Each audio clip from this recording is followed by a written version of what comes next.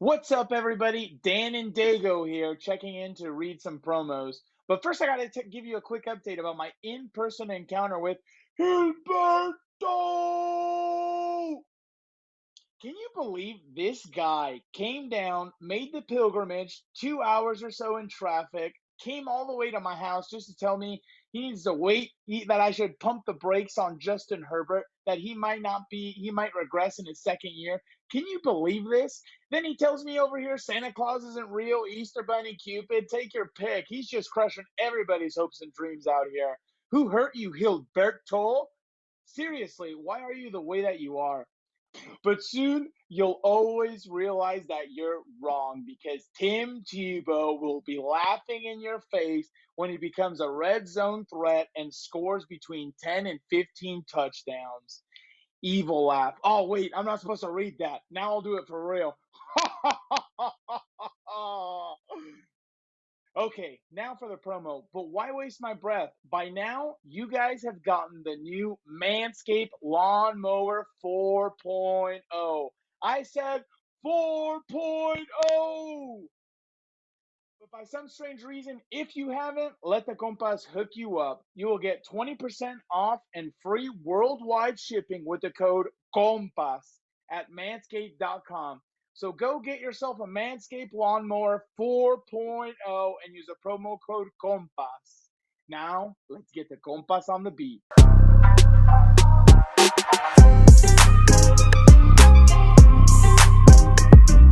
Welcome to Compas on the Beat. I am Fernando Ramirez, Chargers beat reporter for Sports Illustrated, and with me, as always, the Rey Mysterio to my Eddie Guerrero, my co-host, my tag team partner, Gilbert Manzano, Chargers beat reporter for the OC Register and LA Daily News. What's up, bro? There it is. I was waiting for a little pause this time. I was prepared for last week, but you asked me the question. I'm going to answer for a change. You said, "What's up, bro?" You want to know what's up, Fernando?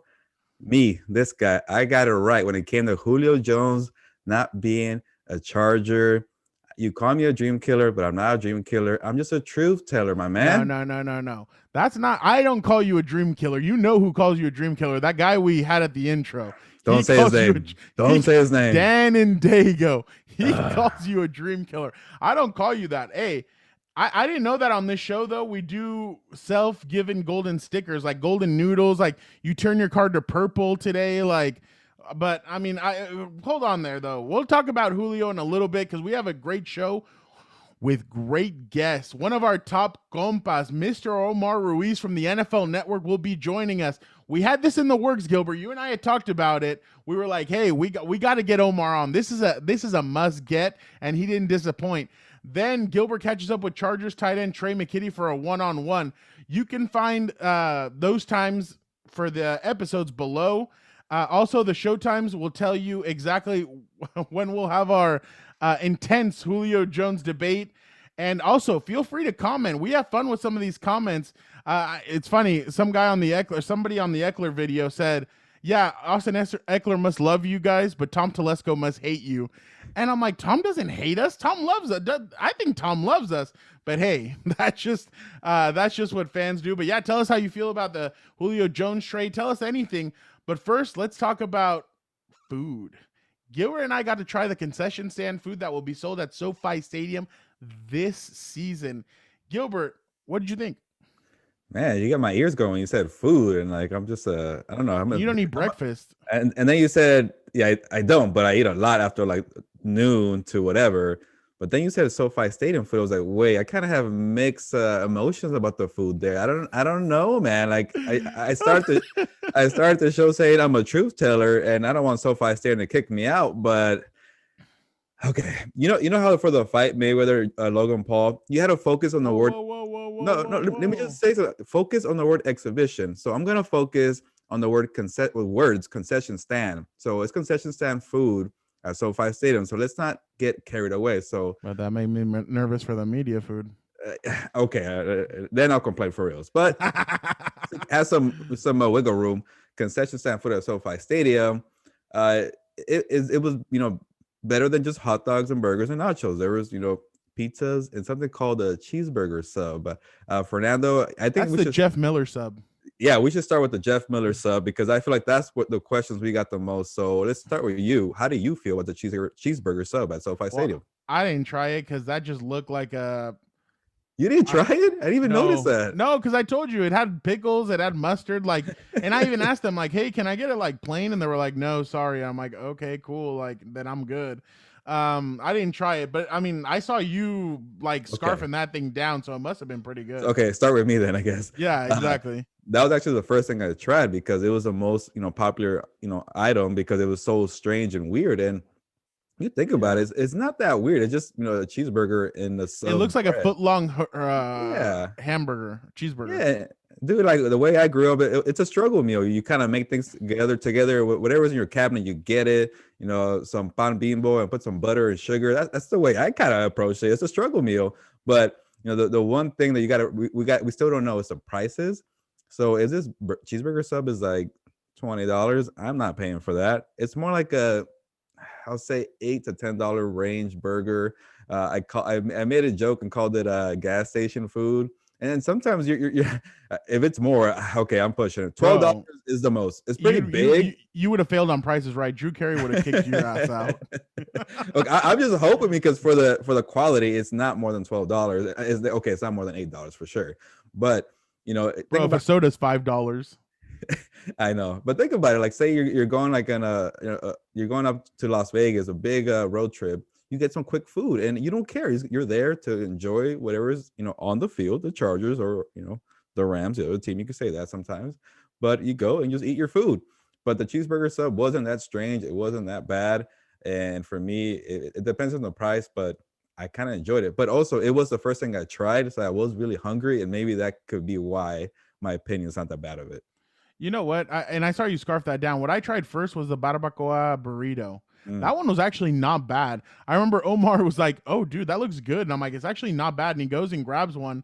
And you had said that gas station food thing. And then Omar's like, "No, I think this is better than a gas station burrito." And I agreed with that. They had some like different sauce. I don't even know if that was the sauce for the burrito or the nachos, but I grabbed it and it was good on the burrito. So that sauce was really good. I thought the burrito was very good. That's one I definitely recommend. The fans, what did you think about the burrito? It was barbacoa, rice, cheese, and beans, fried beans. I think the burrito was my second favorite behind the, what's it called? The tsunami tots. Yeah, tots. The tots were really good just because of the flavor and the seasoning. It tasted like Korean barbecue or some type of really good, Asian flavor that I really liked. It was just missing meat. If it had meat in it, Korean barbecue steak or something like that. Chef's kiss. John and Vinny, if you're fans of Compas on the Beat, you're listening to this, put some meat on the tater tots. You don't need my advice, but you guys are the experts. But anyways, the burrito was really good. The sauce was really good. The tater tots, were my favorite, and that was number 2. What else did they have? The thing, now I remember the thing for me I didn't really like was the pizza. My God, dude. It's funny. If you guys follow Gilbert on TikTok or Instagram, he opens this pizza. You're gonna call me out, huh? Bro, it's not because I'm not calling you out. I just love the reaction on your face. He gets the pizza. He sees pepperonis are burnt. He looks over at me like a little kid who's like pissed off. I'm like, "Gilbert, would you like to use mine?" He's like, "Yeah, yours looks better." So he takes like a picture of it. But Gilbert's face was hilarious when he opens the pizza and sees it burnt. I can only take, and it's funny, this one I kind of treated it like El Prez's pizza reviews. I'm like, okay, open up the box, let me try it. I like bite from Barstool or whatever. I bite twice, and I was like, let me try a couple more bites. I couldn't get it. I don't know. It wasn't what I thought it was going to be. But hey, everybody can try their own thing, but I just wasn't a huge fan.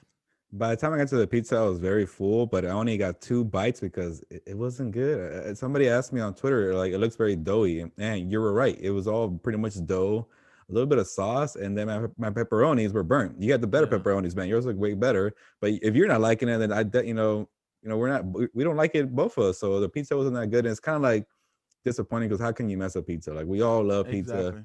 And when you try it, you feel like you deserve something good. Then I tried the Stromboli hot dog, the one that looked like a croissant. Yeah. I dip it in marinara sauce. I have one bite, and Gilbert turns around and looks at me, and I drop it to the ground. I'm like, no, No, thank you. I Like, didn't even try that. bruh, it was, yeah. So I mean, and by this time we were full, but I mean, honestly, like, it just wasn't what I expected. Um, I mean, TMI, but I had to run to the little boys' room right after. Like, it was it was a little bit of everything. I don't know. I'd probably give it a. Are we doing grades? Sure, whatever. I gave it a D plus. Oh, you're not getting a credential this year at SoFi Stadium, man. Why? Because you're bashing the food. I'm not gonna eat that food. I will. I'm a sucker for free food, but because it was free, I have a different point of view. I'll give it a C, regular C, I passing grade. mean, I'm just saying. But now let's move over to what we were talking about. Julio Jones. Oh, It was, I think, Sunday morning at like 8 in the morning. It's obviously, I think it was Ian Rappaport tweets out that the Atlanta Falcons had decided to send Julio Jones to the Tennessee Titans for a second round pick and a fifth year, not this year but next year. My first thought was, damn, how much do the starting two receivers and the starting running back weigh? Like, they're humongous. Like, all three players are huge. I think AJ Brown, I think mhm. he's 6'5", Julio 6'5", and Derrick Henry 6'3". Like, damn, like that's a lot. But Gilbert, what were your initial thoughts about the trade to the Titans, and what did you think about the move? Well, I started the show saying that I was right about Julio Jones to the Chargers, and that's what I thought immediately was But who were you right against? Like, I didn't say they were going to trade for him. I just thought this is no, a move that you make to help yeah. solidify yourself. But In a previous show, you were more about saying they should make, and I was more yeah, yeah, about yeah. this was really gonna happen. So I guess we Oh, got. I know the reality. I'm not, I've been around too long. But what did you think about? I mean, does this make the Titans better? Does it? Because I think now they have two similar players, Yeah, jump yeah. ball kind of players. Yeah, we could start with the tight ends, and I thought for them was a great get, and I think the biggest thing for the Falcons that really stood out to me was people really were like harping on the second round pick, like Julio Jones, one of the best wide receivers of all time, deserves a first round pick, you know. But for me, it was I think they were more worried about the contract. If a team picks up the entire contract, which I think the Titans did, and they that came out to be a victory for the Falcons. And I don't know, I don't see a team like the Chargers, giving up all their cap space when you already have Keenan Allen and Mike Williams on their contract for 2021, and you have other needs. So why be in a cap space issue when you don't need it right now? So I guess the Titans, needed it. They lost a lot of weapons in the offseason. And Corey Davis.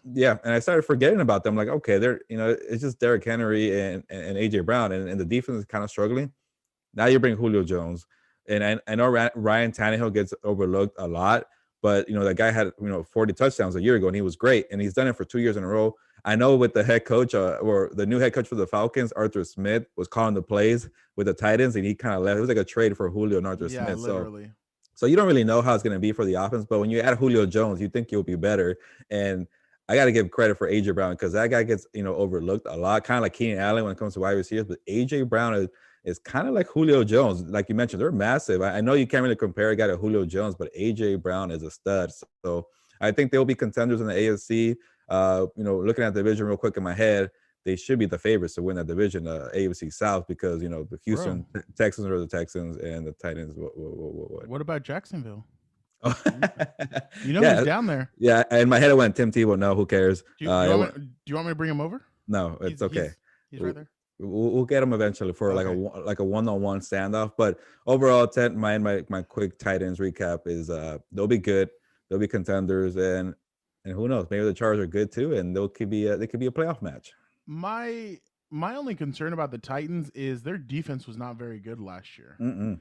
And I don't think they got better in the offseason. They ended up getting Caleb Farley with their first round pick. A lot of question marks on him. Malcolm Butler left. There's a lot of question marks when it comes to that defense. And I understand. I feel like they're one of those teams, like kind of like the Chiefs, that is just going to try and beat you by outscoring you. So that's going to be really interesting. They lost Jadeveon Clowney, which, I mean, that's questionable if you think Jadeveon Clowney is that good. I think it's a good move for the offense, but I just think you got two similar receivers now. You have Derrick Henry. You need some speed, and I wonder if the Titans are going to have some of that speed. But let me let me talk to you a little bit about why I thought the Chargers might make this move, Gilbert. Is that I've been around this team, like I said, for a long time, and I feel like some people get a little nervous if when a team makes it to the Super Bowl, there's always a move that is made to make it there. Last year, the Tampa Bay Buccaneers picked up Antonio Brown. Regardless of how you feel about everything that's going on and everything. You mean Tom Brady?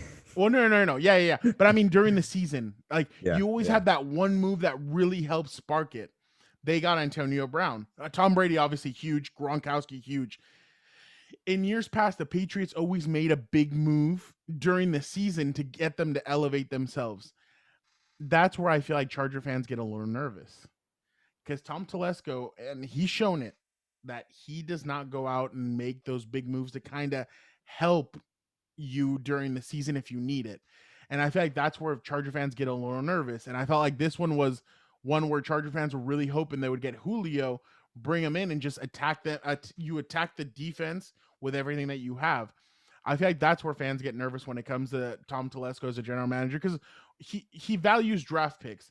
And I saw hold on, I got it right here, but I feel like that's been the one thing that gets Charger fans a little nervous about everything, is that will he make that big move when necessary? And we know Tom Telesco comes from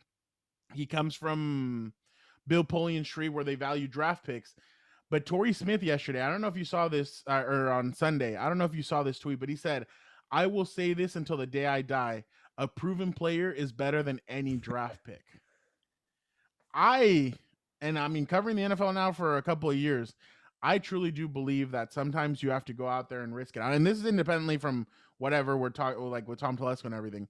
But I feel like there is times where you kind of need to go get that home run move to really finish off your team. And I'm not saying the Chargers are anywhere close to being a Super Bowl contender or anything, but I feel like this move would have really have helped them elevate into that next tier, especially when you're in a division with Kansas City, where Kansas City can outscore you at any moment. Denver's gotten better on their defense, and then Las Vegas is they're starting to get kind of put some moves together. They got Kenyon Drake, Josh Jacobs making some moves on defense, but that's why I thought. I mean, I didn't think the Chargers were going to get Julio Jones, but I think you need to start changing your mentality and start doing things differently, because we've already gotten 8 years of Tom Telesco. Things need to start changing a little bit, in my opinion, but that's just my opinion. Yeah, I'll start by saying this, that, when it comes to trades, Tom Telesco hasn't been, as aggressive. Every now and then, he does really well when it comes to free agency. Like this year, he got, Corey Linsley, Ode Abushi, Matt Filer, and offseason, he's shown, he does, throw out some money to at least, give yourself a chance. But maybe you're right. He really values the draft picks, and you get that foundation. Like draft picks matter the most, I think, than veteran players. I know you got that quote there, because that's where you build your foundation. That's where you get your Justin Herbert, your Joey Bosa, your Keenan Allen. But yeah, you're right. But then when it comes to when you have that core, okay, now get some veteran guys, get some guys who've done it before. You see the holes that you have, and go and get aggressive. I agree on that part. But I'm going to try to go into maybe the Tom Telesco's point of view and guess why this wasn't really, why I didn't really feel that the Chargers were going to get Julio Jones, because, I'll start with the draft. If we've known that Julio Jones is going to be available because of June 1st or whatever, you wouldn't spend a 3rd round pick on Josh Palmer. You feel like, okay, there's a Julio Jones out there. Okay, now we can use that 3rd round pick on somebody else. But when Palmer came, you got really crowded already. Why would you keep adding more to it when you have other needs? And you have Keenan Allen, you have Mike Williams, and who knows what's going to happen with Mike Williams, because he has 1 year left. But at least you're flexible, knowing that, okay, we have Mike Williams, signing for this year. And with Julio, it's like there's 3 years, and you don't want to be stuck and say the contract doesn't work out. So that's another thing. And then the thing that I'm going to that might be a little, hot take is wide receivers are starting to become like running backs, man. Like running backs are becoming, forgotten when it comes to big money and paying them, because you could, draft one in the 5th round, 6th round, 7th round. You're kind of seeing it with wide receivers. A lot of the free agents didn't get paid wide receivers because they had to wait their turn. It was the linemen, the edge rushers, obviously the quarterbacks, but for some reason, wide receivers are being devalued now. And yeah, like Keenan Allen got his money the last year, but you're not one of the top, 5 to 10 wide receivers. there's a whole lot of wide receivers, and I feel like, maybe that's kind of the point of view, is like, don't spend all your money on wide receivers and running backs when you already have one paid in Keenan Allen. No, yeah, but you understand the symbolism that I'm saying, right? Like, is like the symbolism isn't Julio Jones. I guess what I'm trying to say is that, like, will you go out and make that kind of move when you know you need it? I mean, I'm not saying, like, I really didn't think he would go out and get Julio just because of like you said, the contract. They're gonna have a lot of cap space free next year. I think they're gonna have 50 million at this point. I don't know if they're gonna try and free up other to get up the salary cap, and that's what I've given Tom Telesco credit on. Look at all the teams. Like, the Saints had to dump a lot of players this year. A lot of teams had to dump a lot of players. Chargers didn't, because they were in a good financial cap space. I'm not really going towards a Julio Jones because, like you said, they drafted Josh Palmer. They got some other players. My thing is the symbolism. Like, will Tom Telesco, at the end of the day, like, when they need something, will he go out and make that move or not? And that's the only question I have. And I'm not even saying yes he will or no he won't. That's just my question when it comes to him. And I mean, obviously it's up for interpretation, but that's my question. It's not the Julio Jones thing. I just thought if they added Julio Jones, well, you can put him on a pitch count. You don't need him playing 50, 60 snaps a game. You can have him playing 25. You're going to pay him a little bit of that money, but hey, maybe out of those 25, he gets you a touchdown, he gets you a big play, stuff like that. But I understand what you mean. I didn't think they were going to get him, but I'm just saying the symbolism of it is, when the time is necessary, will he make that move to improve his team? And that's the only question I have when it comes to that kind of stuff. Yeah, put it this way before we move on to the next topic, is every time with the Chargers, there's always, I hate to say always, but it's often a big injury in training camp. And that's where you feel like Tom Telesco is not aggressive. Like, you go to the next man up, the backup, the third stringer.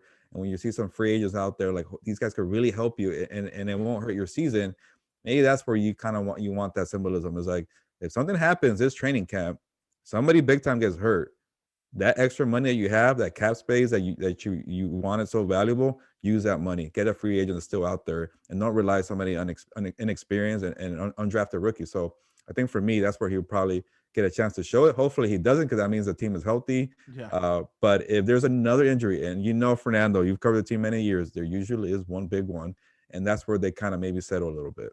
Yeah, no, definitely. I mean, that's going to be the interesting part, to see what he does. I mean, I understood last year when Derwin goes down, you don't want to get Earl Thomas. I mean, we all knew some of the stuff going on behind the scenes, so I understood that. But, like, there's other opportunities to go out and get different guys. One of the guys that I had really, like, I wrote an article about early on in free agency was, hey, why not go get a guy like Tony Jefferson coming off an ACL tear? He's from San Diego. Put him at strong safety, and then just have Derwin all over the field.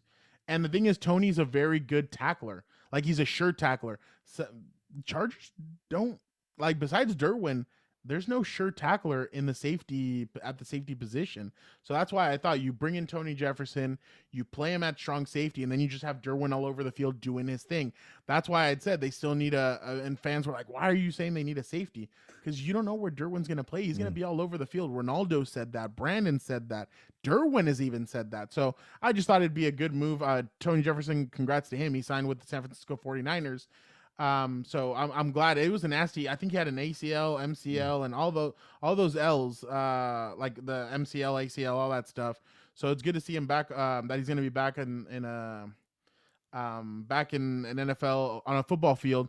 But somebody that got back into the ring was Floyd Money Mayweather. He fought Logan Paul. It's funny because when I hear people talk about it, ESPN and all they're saying Jake, they're saying Logan. They really, it's funny. Logan's the one with that has no tattoos. Jake is the one with the tattoos. Logan's a little bit quieter. Jake is the louder mouth one. Logan's taller. That's the way I remember. Logan's taller. Yeah. So it was interesting. I mean, Gilbert, you're the boxing expert. I'm going to let you take this one. What did you think?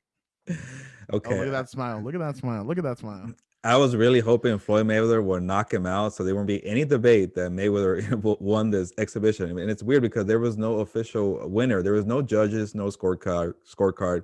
And yes, it's an exhibition. But Twitter, social media, whatever kids are using nowadays, TikTok, Instagram, Snapchat, Twitch, all that. It's like, well, Mayweather didn't knock out Logan Paul. Logan Paul won that fight because he survived. I'm like, Really? Like, there's a debate here. He survived. Bro, Jake Paul was giving us from the sideline. He was giving us his scorecard. He had the Homer Simpson glasses on. Like, that's my brother, so he won every freaking round. That made me laugh. But and then he tweeted that out last night. My brother just beat Floyd Money Mayweather, and that's why I really wanted a knockout, to not have any debate. But and also it shouldn't be too surprising, because you saw the size difference. Like, it's in boxing, like, weight matters. If you're much bigger, you can sustain blows and you won't get dropped. I know Logan Paul is not a real boxer, so maybe that point of view doesn't really matter. But if you watch the fight for 8 rounds, Mayweather was giving him a beating. Maybe Logan Paul won the first one because it was a feel out round, but after that, it was just, let Logan get tired. I mean, he got really tired by the 3rd round. He went viral on Twitter for, like, he was like leaning over on the ropes and he couldn't stand up. And he just, after a while, he was just hugging. He couldn't keep up. And it was just Mayweather kind of picking his spots to do the lead right or a counter punch. And credit to Logan. He took every punch. He didn't fall. But I'm sure he woke up the next day and very tired and sore. But hey, it was a typical Mayweather fight. He picked you apart with a counter shot, defense. Mayweather never rushes a punch. He never rushes for a knockout. He waits for you to get tired, and then he'll pick you apart. And even Logan took a good amount of body shots. So I think it was kind of cool to see Mayweather in the ring again. And I'm like, oh, how is he going to beat this really massive giant dude who has like 5 inches on him and like 40 pounds? And to credit Mayweather, he did chop him down. He got tired. He was hugging. Credit to the referee also. He was breaking him up pretty often. I like that. Overall, besides the no knockout, I can't complain. I was entertained, and it was good to see Mayweather back in the ring, one of the best of all time. And the one thing I really liked about Mayweather, he wasn't saying 51-0. He was saying exhibition.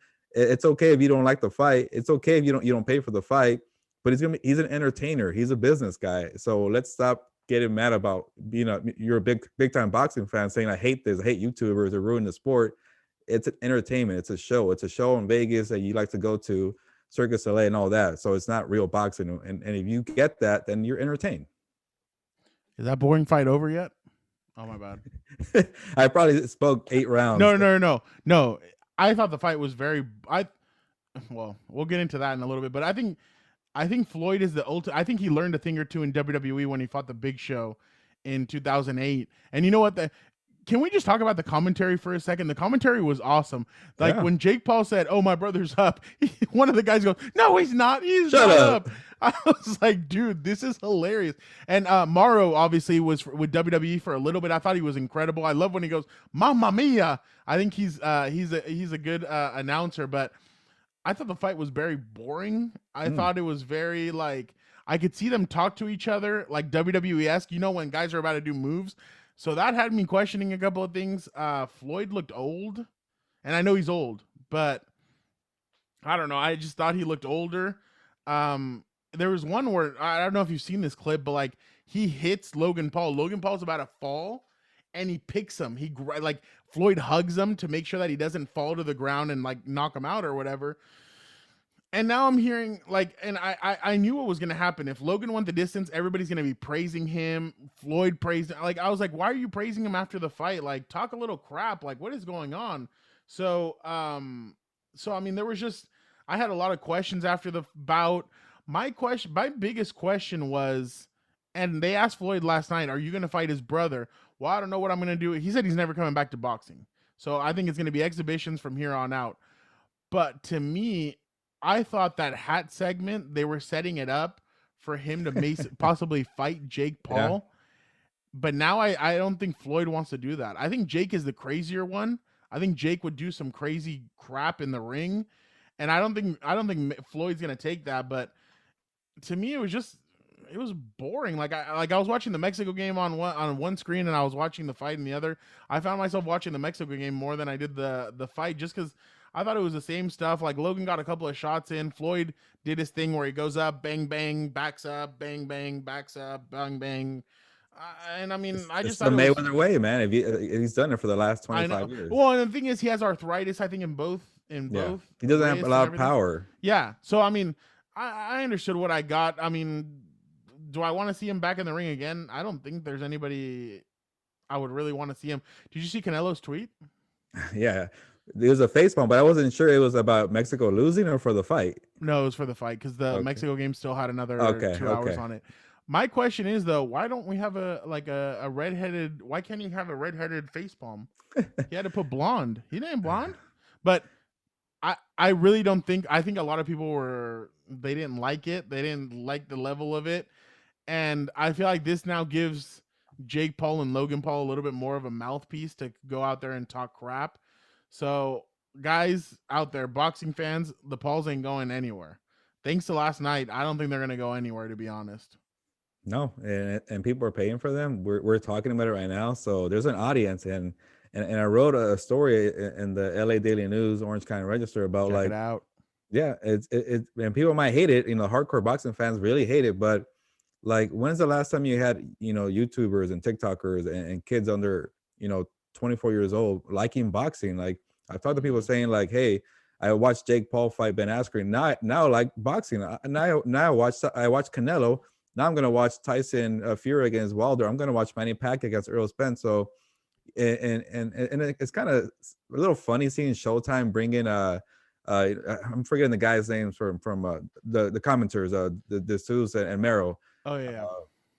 To bring them on because they saw Triller do that with their broadcast. Their announcers were funny, outgoing, energetic, different, fresh, and now they kicked out their regular boxing commentators, Al Bernstein and the other professionals, because they're seeing that people want more excitement from the commentary. So now it's like all of a sudden, where was this before?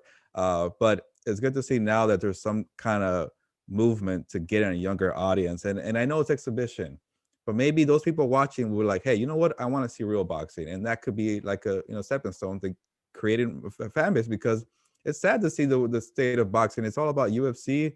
Wrestling has always been, a little higher than boxing right now because the appeal to younger audience, they know how to adjust, they know how to move forward. And when boxing has been the same old. But I'm a hardcore fan, so I like boxing, but I also understand a different mindset about how to build for the next generation. Jesus Christ, whoever thought that the Pauls would be asked to save boxing. Oh, But real quick, our compa, Chad Johnson, had a fight with Brian Maxwell.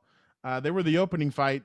Real quick, I thought that was more entertaining than Logan Paul and Floyd Mayweather. Ocho Cinco, I mean, he took a shot. He kind of let his guard down, but hey, he looked pretty good. yeah, he was a little awkward out there in terms of style and stance, Yeah. but he had cardio, he had endurance, and he. The one thing that I got to tell Ocho Cinco, if we ever see him back on, is like when he got dropped in the final round, like, bro, stay down, recover, take the full 8 count, Ocho. He fell down and he got up right away. He's like, okay, I'm ready. I'm like, let your mind get clear, man. That was a rookie mistake there, Ocho. Bro, but it's like in the Wii. You have to jump up. hey, but when it's like when you get hit with a low blow, and they say there's actually 5 minutes in the rule book. Take the 5 minutes, man. Recover. And what Ocho Cinco, he didn't recover, but maybe he knew the fight was almost over because it was in the 4th round, the final round, and he survived. Again, exhibition, no actual winner. I don't think I watched the fight closely to give an actual winner, but I guess because Brian Maxwell got the knockdown, he should be the winner. And shout out to Compas on the beat, because Showtime used that question that you asked him for the promo when you asked him about what his motivation was to get in the ring, and he said, "I'm not a bull rider, but I decided to try that." Really? I didn't see that. MLS. Yeah, I heard it. And then he's like, "I'm not a porn star, but I'm just playing." And then you could hear both of us laughing in the background. But yeah, they used that. Awesome. That was awesome. So shout out to Compas on the beat right there. There you go. I thought it was fun to watch Chad in the ring. You know what I would pay? I would pay to, well, no, actually, no, I wouldn't. I was going to say the 44-year-olds standoff between Mayweather and Ocho Cinco. See who wins that one. But no, I think Floyd should be done. I think Ocho's done. He said, "I can't believe I effing survived in the ring." So that was awesome to watch. But now, Gilbert, we're good with boxing? We're good? Yeah, we're good. We're going to transition to something quickly. It was announced over the weekend that WWE SummerSlam is going to happen in Las Vegas the same night as Earl Spence faces Senator Manny Pacquiao, senator for the Philippines. It's an interesting, and for some reason they're making SummerSlam on Saturday night and not Sunday night the way we typically watch it. But Gilbert, how exciting is this for Vegas to have their double book for that weekend Was it a mistake for them to double book, or do you think it'll have each thing will have its own excitement that Saturday? I don't know if it's a mistake because I think wrestling and boxing are very different audiences. Like you could fill out a stadium SummerSlam with with wrestling fans, and you have boxing fans over there. It's kind of like a good friend Adam Hill told us on an episode earlier. I think what was it? Conor McGregor fighting Poirier at T-Mobile Arena, but down the street it's going to be a Garth Brooks country concert at Legion Stadium. They're different audiences. You could do it. The thing about it's just for us who we like both wrestling and boxing, like you want to be at both places. It would have been perfect. It was a Saturday night fight night, the regular thing with Manny Pacquiao, and the next day you're in Vegas still. You get SummerSlam the next day. That would have been perfect. Yeah. But for us, it's not really because the Chargers play, I think the 49ers at SoFi on Sunday. So, hey, you get to watch both on a Saturday night and then work the next day for us. But in terms of time-wise, I'm trying to think in my head. Like, I think these pay-per-views for wrestling start at 5 and at 8:30. A boxing main event, especially for Manny Pacquiao, won't start till 8:30. So it could be perfect timing. You leave it. Say you're at Legion Stadium, get on your phone, go to the bar, watch the fight. Perfect setup. Or even if you probably do both, you could be at a Legion, watch a good portion of SummerSlam, and then run to T-Mobile Arena, where I'm guessing that's where the fight's going to be, T-Mobile, because the Legion got taken, but they haven't announced it. Get there in time for Manny Pacquiao, Errol Spence Jr. But overall, it should be a great Saturday for fight night for fight fans on that fight night.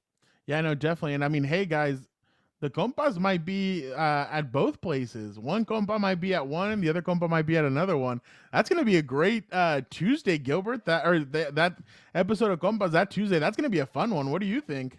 Hey, hopefully, if we can make that happen, one Compa at one place, and then we both come back to cover the preseason game. A lot of content, a lot to talk about. Yeah, oh yeah, that's going to be very exciting. But SummerSlam, I mean, you got to acknowledge him. Did you see what I tweeted at you or no? Did you see who liked it? I did. I was kind of busy that day. Then I saw the like. I'm like, wait, is that Paul Heyman who liked the tweet? Is that cool?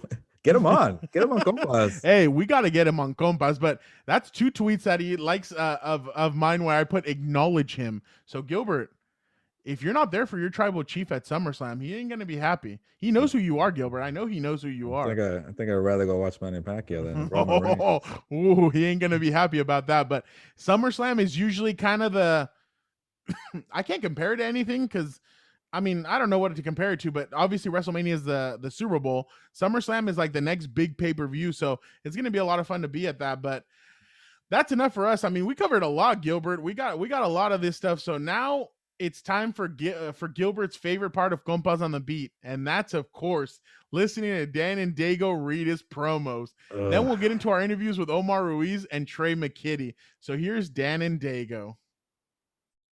Hi, it's me, Dan and Dago, and I'm here to remind you about Brewery X in Anaheim. But before I do that, I have something to say. I just found out Gilberto wore glasses for the interview with the Chargers tight end Tre McKitty. Yo, Gilberto! Why are you wearing glasses? Is this some kind of disguise? You can't hide from me because I will find you after Chibo Mania runs wild in training camp. Anyway, go to Brewery X in Anaheim. I don't know what you're waiting for.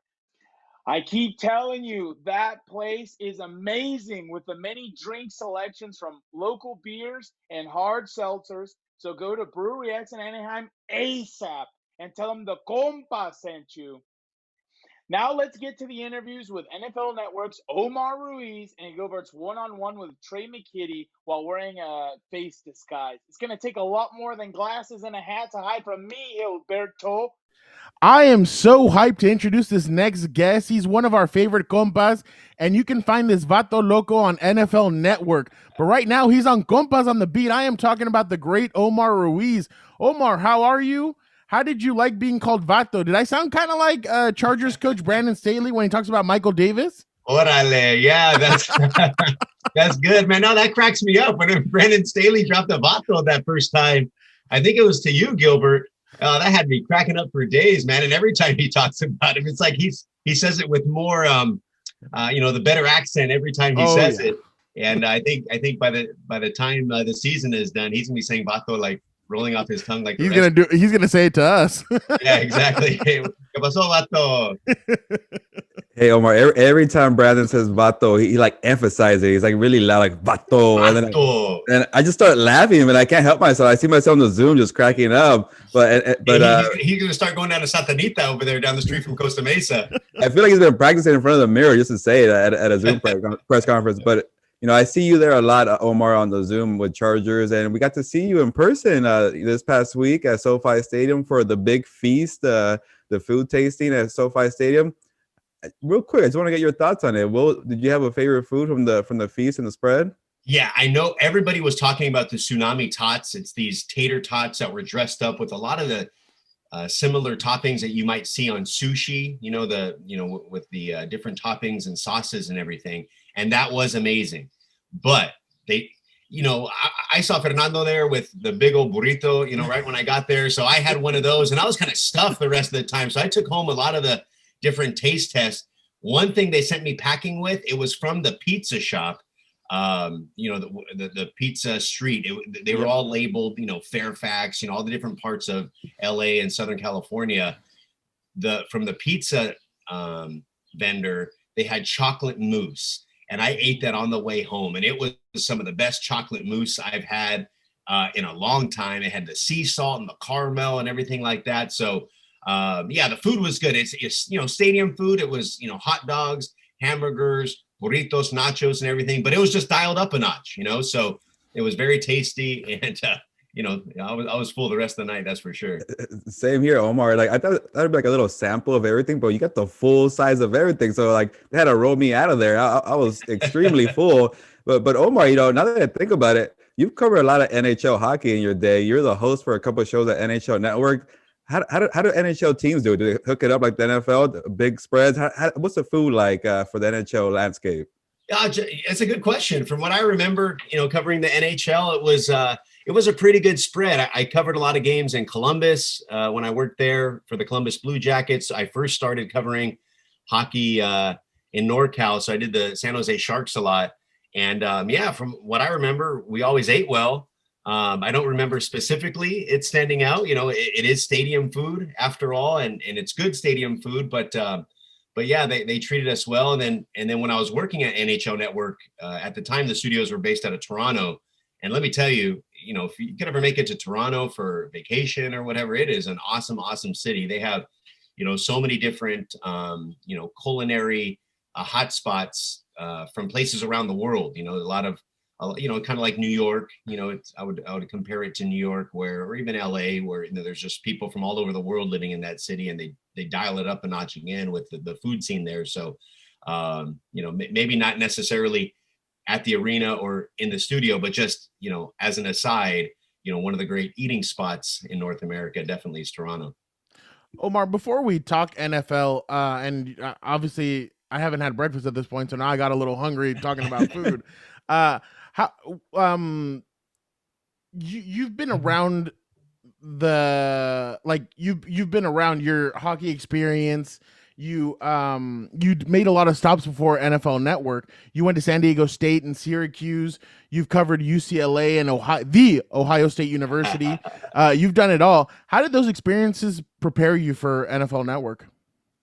Well, it's you're paying your dues. You know what I mean? It's you kind of grinding away, and sometimes small markets, and not that many people are watching you make mistakes that I would hope to never make now. And and you're just getting better at your craft. You're just constantly working at it, and little by little, day by day. And I've always had a lot of confidence, and so at every step of the way, I was like, man, I'm good. I'm good for this level. I'm ready for the next step. And you always think you're ready, even though you may not be. But it's kind of like the confidence boost that you have to need to sort of swim upstream in this business. And but anyway, I look back now at some of those old reels, and I was like, oh my gosh, I was terrible. And so it's just, having the confidence to succeed, but also the humility to know that you still have a long way to improve. And even now, I feel confident in my ability, my skills, been on national TV, a number of years now, but I still feel like there's a lot to improve in my abilities. So, it's kind of that balance of having the confidence to succeed, but the humility to keep getting better. What's the taco shop right next to San Diego State? Is it Trujillo's? No, it's what was the name of it? It's changed names now. When I was there, it was Pancho's Tacos. Oh, okay. And it's right at the corner of College and Montecito. He knows Gilbert. He knows exactly where I'm talking about. It's something else now, but like that everybody always tells me about that place, and I went once and I was like, oh my god, this is actually really good. What is it called now, Gilbert? I mean, Fernando? I'm gonna have to look it up, but I can't. It's changed names, but it's legendary. Yeah, we would go there, obviously after some fun nights, and and man, we would get down. It's funny, you look back now. Like when you were younger, it's called Trujillo's. How much you ate? What is it called? Trujillo's. Okay. Yeah, but it was good. I haven't been there in a number of years, but that's a legendary spot and a throwback for sure. Well, yeah, because they didn't close until like 4 a.m. or something like that. They knew that the kids were going to come by, and they waited. Here's a funny story tying it back to football back in those days. So I forget if it was my junior or senior year, but my cousin lived literally in an apartment right outside of the parking lot there. And that's where we went and watched the Raiders-Patriots tuck rule game. And so we're out there, we're on his patio, you have, outdoor TV and mostly Raider fans and obviously heartbroken by that game. And we went to, Los Panchos. Los Panchos is the name of it. Yeah. So we went to Los Panchos after and drowned our sorrows in a whole plate of, big table full of food with, all the different nachos and burritos and everything we got. So that was one way to cure, some heartbroken Raiders fans over that game. That's for sure. I feel it. Omar, now you're covering a lot of teams in the NFL. I mean, it feels like you're kind of the West Coast guy. We see you often covering the Chargers. Let's discuss the NFC and the AFC West divisions, and let's start with the NFC West. It seems like the Cardinals went a different route than everybody else. They got veteran, they got J.J. Watt, they got A.J. Green, they got some of these veteran guys. They have DeAndre Hopkins and Kyler Murray. Do you feel like the way that the Cardinals went, do you feel like that can help them against a very tough division? Yeah, I think it'll help them, but I think it'll also come down. You mention other teams in their division like the Rams, and it's a very similar story really across the NFL landscape. It's how the young unheralded players develop, the guys that are on their rookie contract, not necessarily the first rounders, but maybe the third or fourth rounders that you would expect to fill in right away. Either they're going to be frontline starters like the Rams, end up relying on some of those rookies to play right away because of how they've structured their team. And for the Cardinals, it'll provide depth. I mean, injuries have taken their toll over the last couple of seasons, whether it was Chandler Jones last year or a number of other injuries throughout the course of their, Cliff Kingsbury, Kyler Murray regime. But getting those, I think, veteran players will help them in the locker room.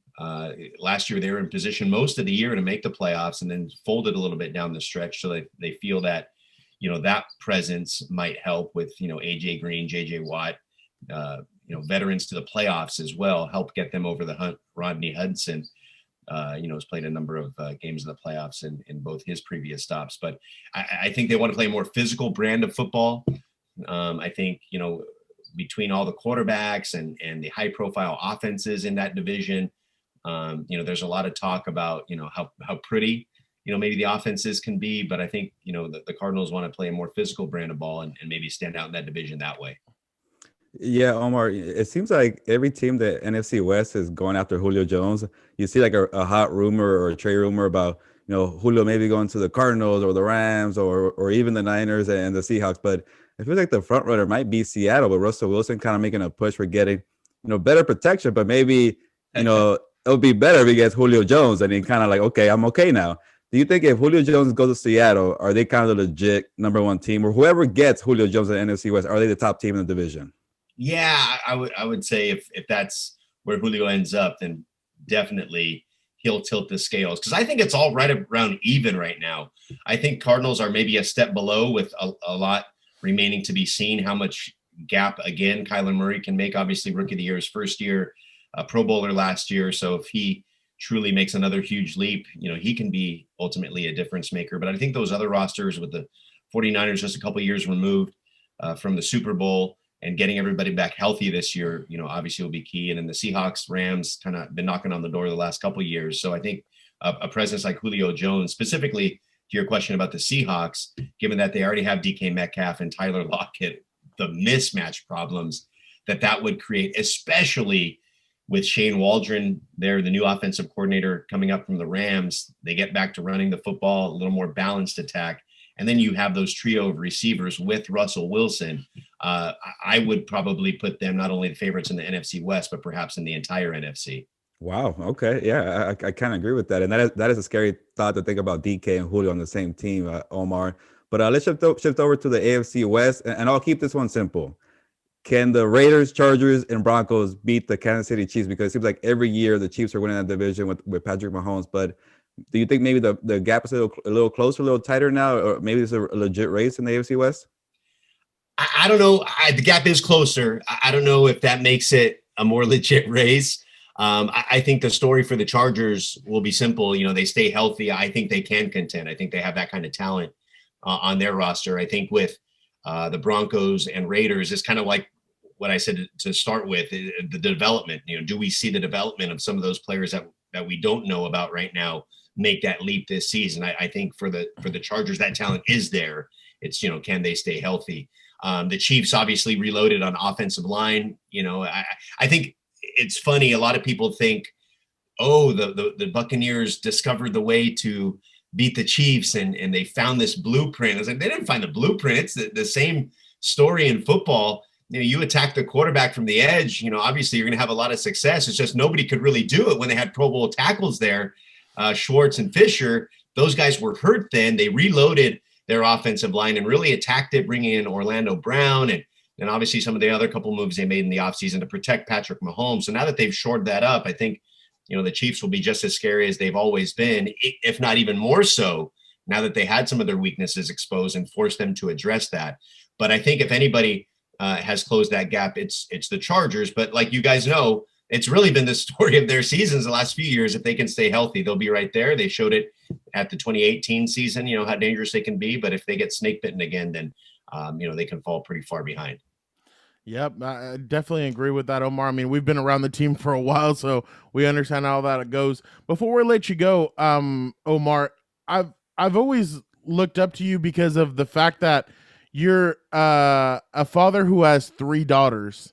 What does it mean to you? I mean, and Kobe was kind of the guy, like Kobe Bryant, the late great Kobe Bryant was the one that started the whole girl dad thing. What has it meant for you to be a girl dad?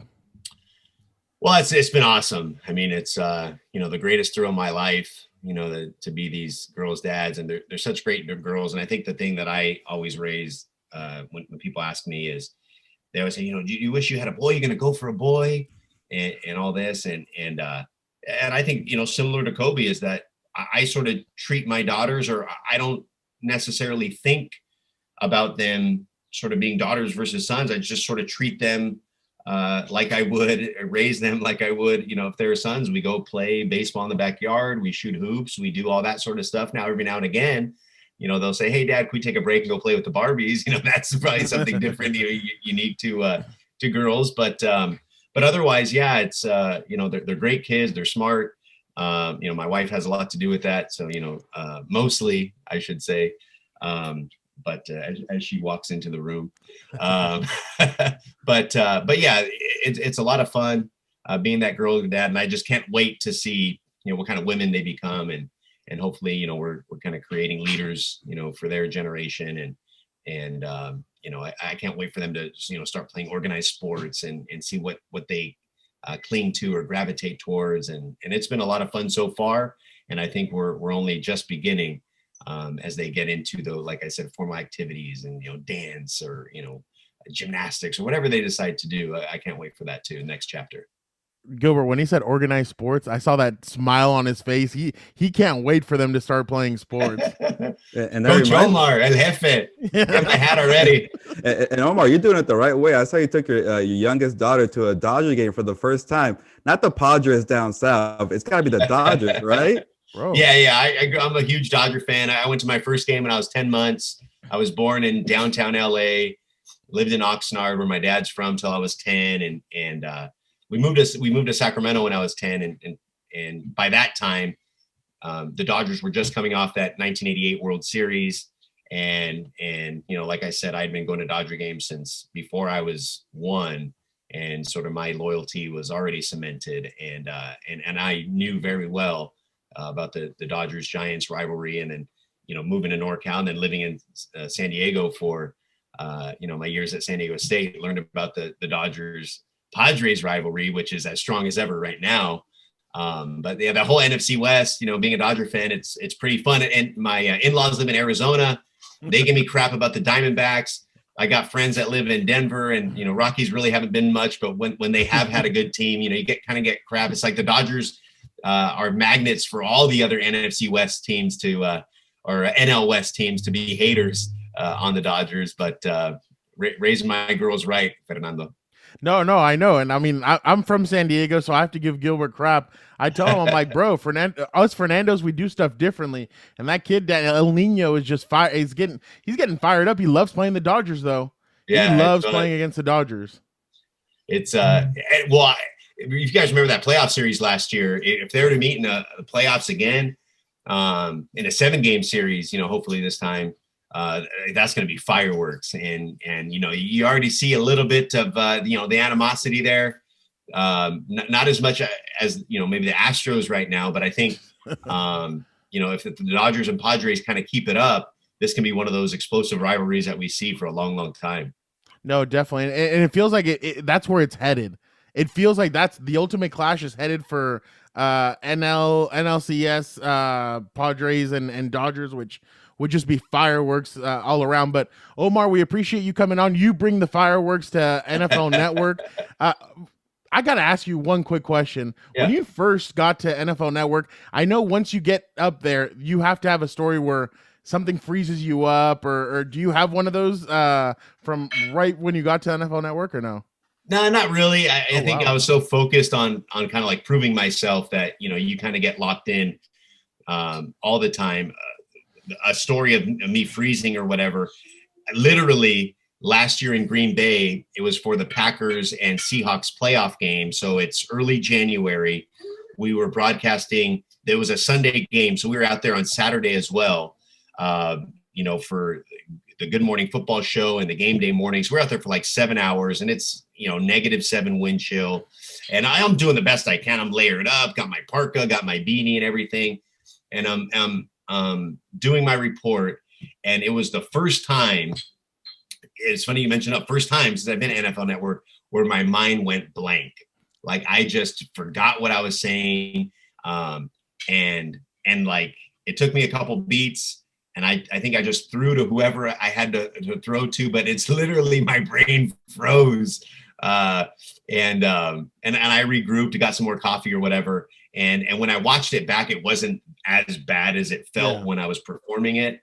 But that was a case where my brain literally froze, and it was like a holy crap type of moment.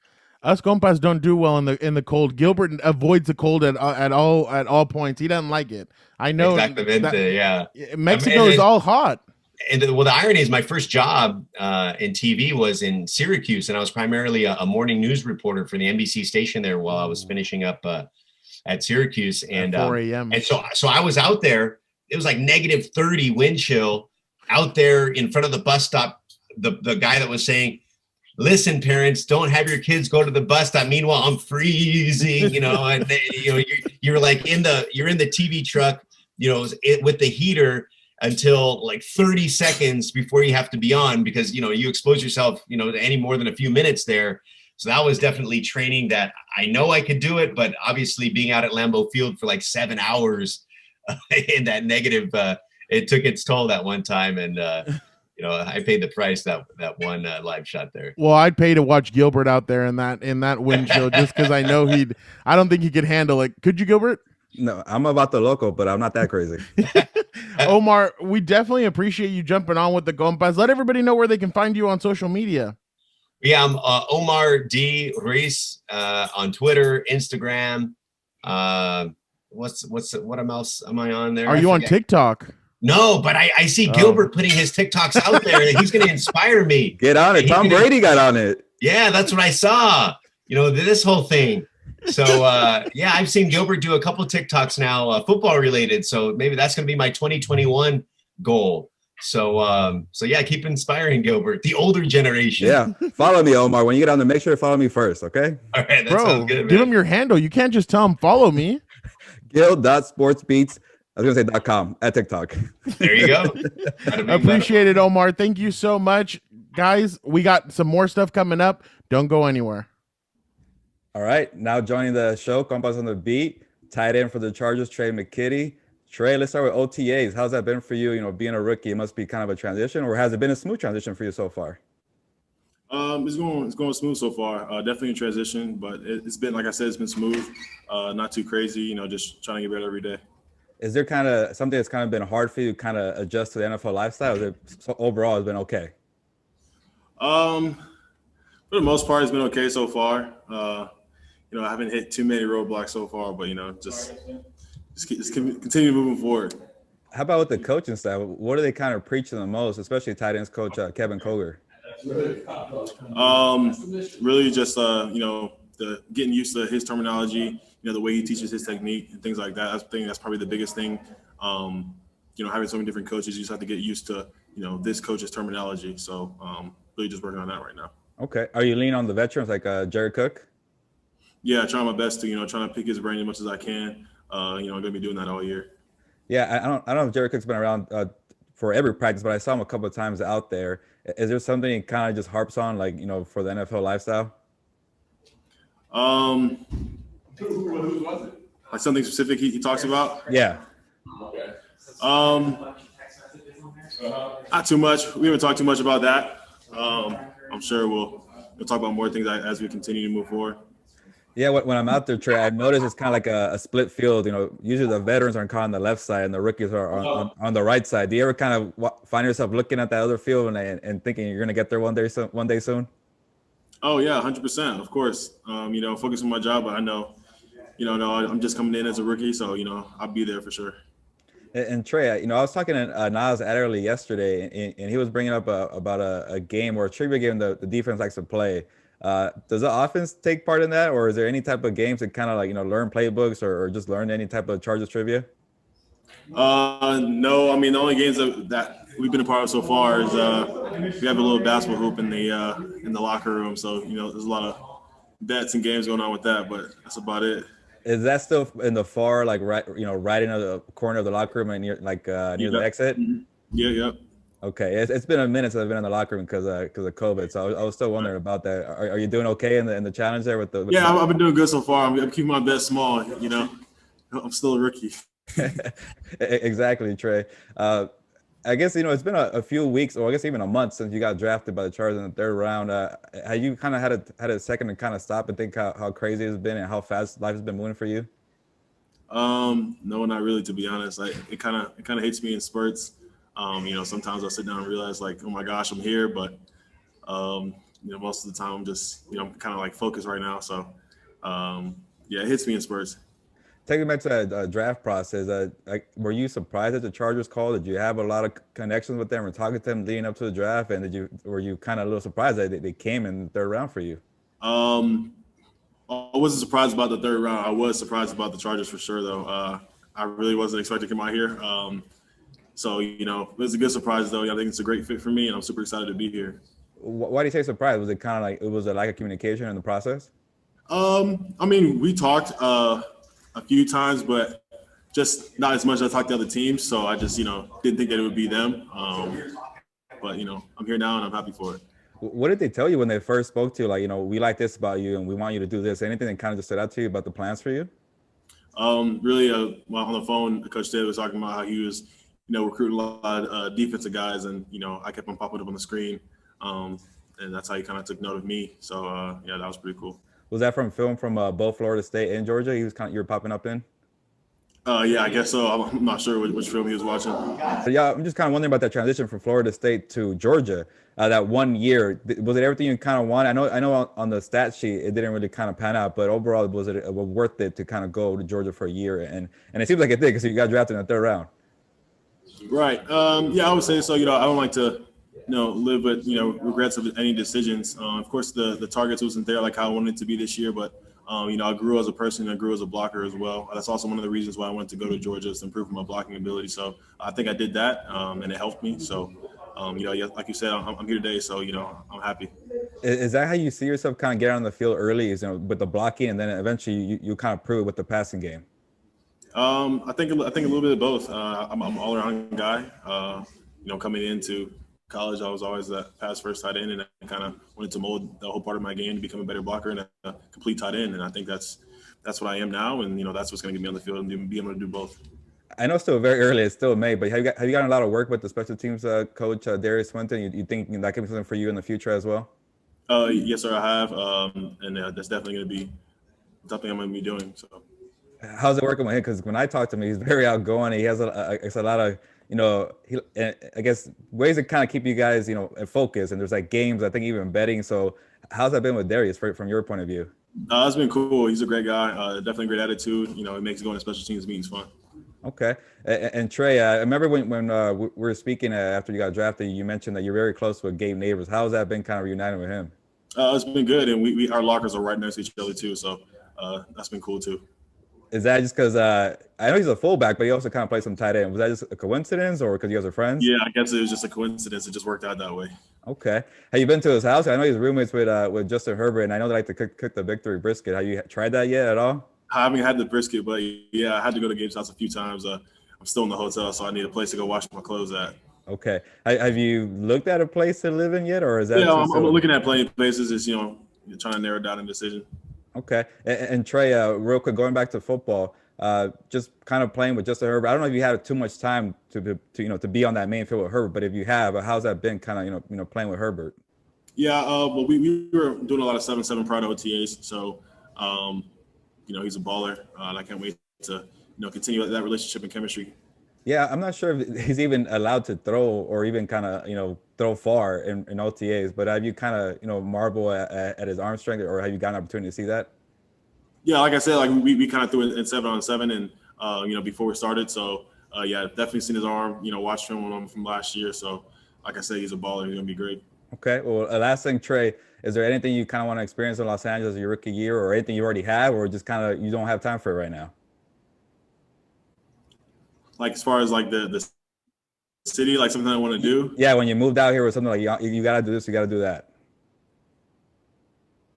Well, definitely, he's not in LA, but I definitely want to go visit Napa. I'm a big wine guy, so definitely want to go to a few spots. Okay, well, I don't know much about wine, but do you have a favorite type of wine you like? Malbec. Got it. Malbec. Okay, yeah, perfect. Malbec, yeah. Okay.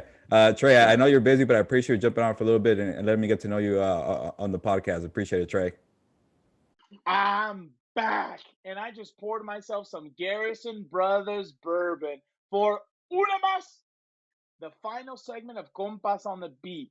Actually, I've been pouring myself lots of Garrison bourbon because my brother Fernando just celebrated his birthday and earned his master's degree. So go get yourself some Garrison bourbon for your next celebratory event. 4th of July is around the corner. Drink for Uncle Sam in America to celebrate correctly with some Garrison Brothers bourbon. Now let's get to una más. Oh, wait. I forgot to give Gilberto una más reminder that Timothy Tebow will be haunting your dreams when Urban Meyer keeps him on the active roster and just terrorizes the NFL. Ooh, that smells great. Dan and Dago out, everybody. All right, Fernando, let me start this Uno Mas segment because we're going to talk about you for a few minutes. Not that guy, Danny and Diego, and his weird promos. But I always lose my focus. But anyway, it's about you. Uno Mas is about you, my man. And it's been more than a week since you had your big birthday bash. I think it was for your graduation, your master's, and your birthday. It was a combo party. I like that. So when you have a combo party, you being you like to go big. And I felt like your birthday combo graduation party / whatever felt like a carnival, a festival, because you had everything. All you were missing was the rides, my man.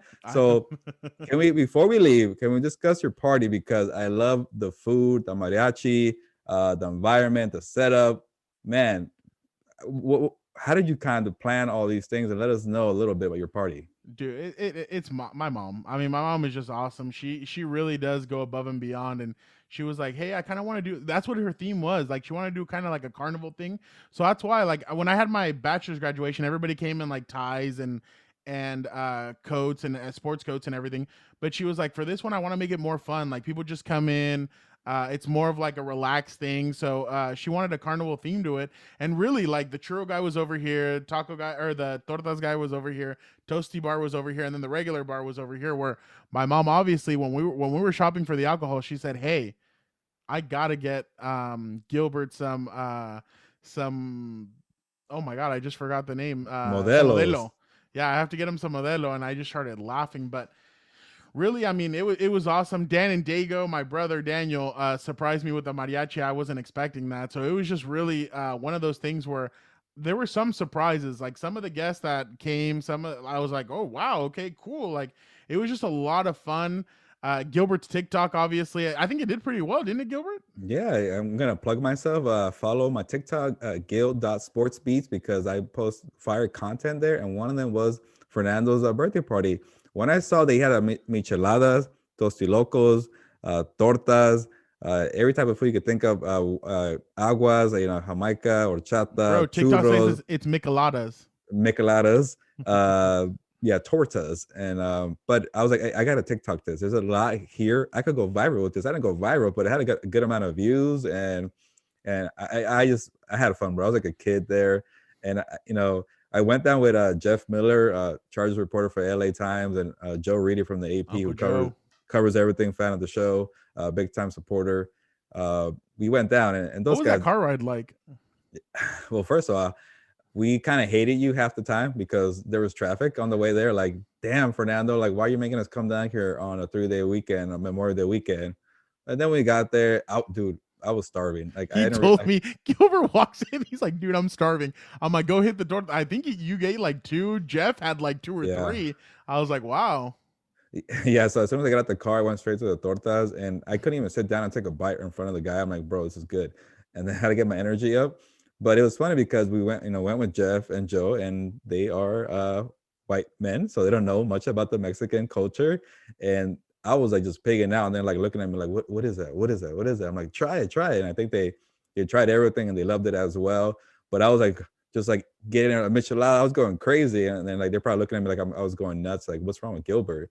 But overall, it was good company with Jeff and Joe. Seeing you and your brother. When your brother's around me, he's not Dan and Dago. He's a regular guy sometimes. Can I tell it?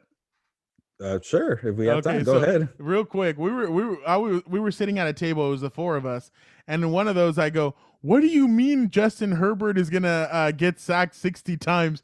And Daniel listens, turns around, and goes, "What is coming out of that mouth, Gilberto?" And he like starts fighting with Gilbert.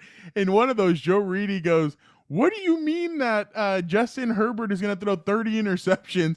And Daniel takes off his glasses and goes, "What are you saying?" And then I just started dying of laughter. Like, this is honestly, like, this rivalry is so much fun to see. But no, it was a lot of fun. It was great talking to you guys. We kind of relaxed. I mean, we didn't talk Chargers all that. Like, all we talked about was just having fun, all this stuff about Jeff was telling us, "Hey, you guys need to travel more, have fun, like, relax." And I'm like, I started seeing kind of what Jeff was saying, because he's like, "You guys are young guys. I know you guys want to take the NFL by storm, but it's cool to relax, take a vacation." So it was a great time. I mean, with Reedy and everything. Next time you guys gotta let me know when you're cold. My house gets cold. When you guys get cold, just let me know. Don't be heroes. Just let me know. I got a plenty of jackets in the house. Yeah, no, I went down there without a jacket, and I was freezing, man. But you guys did hook it up with the jackets, the coats. It was a good time, man. I enjoyed myself out there, and you deserve that big party carnival. It was a feast, so well deserved on that point of view. But Fernando, before I let you go, you got me thinking now with birthdays, and my friend Alfonso Verduzco, we've brought him up before. He recently passed away, and he was one of my closest friends. So his birthday is coming up. Well, actually, his birthday is today. When we're dropping Compas on the Beat, June 8th is his birthday. So I want to take a quick second to remember my friend Alfonso Verduzco. And if his family is watching, I know it's hard times right now, but things are going to get better. We're always going to remember your son, one of my best friends. So Alfonso Verduzco, big time Chargers fan. I know he's watching over me right now. Shout out to Alfonso and the Verduzco family. And shout out to you guys, to Gilbert, your friend. Awesome. It's awesome that you have those memories with your friend and everything. So shout out to all that. But for right now, I mean, great episode of Compas. We had a lot of fun doing this. But Gilbert, you know what? It's time. Vámonos. Finally, pues, ya nos vamos, pues, vámonos.